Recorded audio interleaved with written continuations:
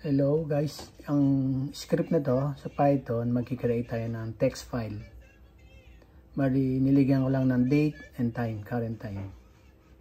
Ito yung script ng date and current time.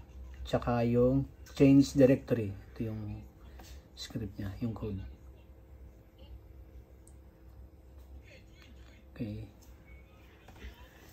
I-run natin sa command prompt natin, i-run sa Python. Ito yung file, current text file. Ayan. Run natin sa Python, open with Python. Ayan, nag-create siya ng text file. Open natin itong na-create na text file. Open. Ayan, yun yung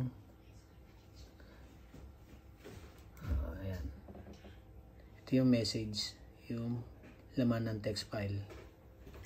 Ito naman yung file name ng text file.